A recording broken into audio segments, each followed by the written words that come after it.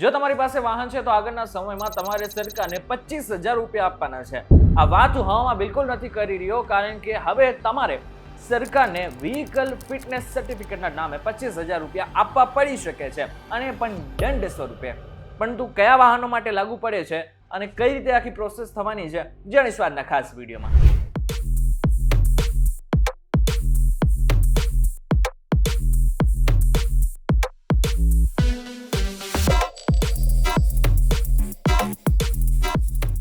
નમસ્કાર, welcome back ફોક્સ VTV digital પર. તમે જોઈ રહ્યા છો ડેલી ડોઝ અને હું છું આપનો દોસ્ત કરણ ચરોતરા. હવે તમારી પાસે વાહન હશે જ. માની લઈએ કે તમારી પાસે ટ્રક છે, બાઇક છે, મોટરસાયકલ છે કે પછી કોઈ પણ વ્હીકલ છે. હવે આગળના સમયમાં જો તમારું વાહન અમુક એજ વટાવી ગયું છે તો આગળના સમયમાં તમારે સરકારને પૈસા આપવા પડી શકે છે.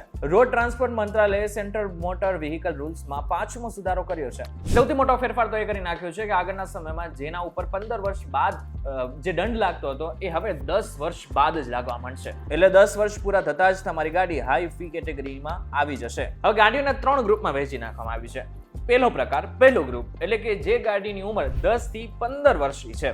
બીજી જેની 15 થી 20 વર્ષની છે. અને ત્રીજી જેની 20 કરતા વધુ ઉંમર થઈ ગઈ છે, એટલે કે ગાડીની જે એજ છે એ. હવે જેમ જેમ ઉંમર વધશે તેમ તેમ ફિટનેસ ટેસ્ટની ફી પણ વધશે. આ નિયમ bike, auto, car, jeep, tempo, truck, bus બધા પર લાગુ પડે છે. કોઈને છૂટ નથી. હવે એ સમજી લઈએ કે કોને કેટલા પૈસા આપવા પડી શકે છે. જો તમારી પાસે મોટરસાયકલ છે તો 10 વર્ષથી ઓછી છે તો 400 રૂપિયા. જો 20 વર્ષથી વધુ છે તો પહેલા તમારે 600 રૂપિયા આપવા પડતા હતા, પરંતુ હવે તમારે ડાયરેક્ટ 2,000 રૂપિયા આપવા પડશે. એટલે કે 3.3 ગણો વધારો થઈ ગયો છે. અને જો તમારી પાસે 3 વ્હીકલ વાહન હોય ને, એટલે કે ઓટો છે કે પછી કોઈ પણ બીજા વાહનો છે કે જે 3 પૈડા ઉપર ચાલે છે, એની ઉંમર જો 20 વર્ષથી વધુ છે તો તમારે 7,000 રૂપિયા આપવા પડશે. ત્રીજું કાર અને LMV, જો એની ઉંમર 15 વર્ષથી વધુ છે તો 1,000 રૂપિયા, અને 20 વર્ષથી વધુ છે તો 15,000 રૂપિયા તમારે આપવાના છે. મીડિયમ કોમર્શિયલ વાહન 20 વર્ષથી વધુ છે તો પહેલા 1,800 રૂપિયા ફી હતી, પરંતુ એ વધીને ડાયરેક્ટ 20,000 રૂપિયા કરી નાખવામાં આવી છે.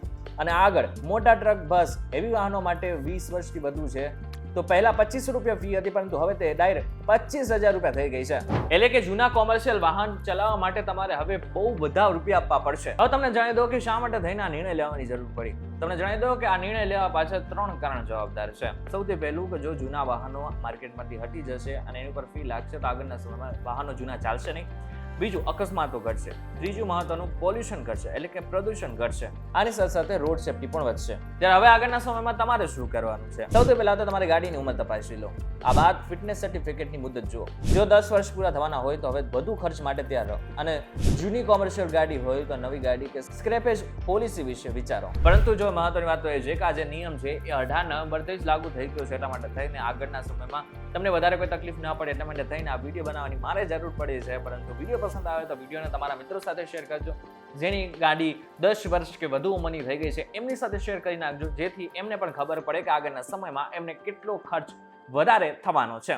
ત્યારે વિડીયો તમને કેવો લાગે અમને જરા કમેન્ટ કરીને ચોક્કસ કહેજો. વિડીયો થકી જો તમને કોઈ ઇન્ફોર્મેશન મળ્યો તો વિડીયો લાઈક અને શેર જરૂરથી કરજો. તો આ જ ઇન્ફોર્મેટિવ વિડીયોઝ માટે વીટીવી ડિજિટલ સાથે જોડાયેલા રહેજો.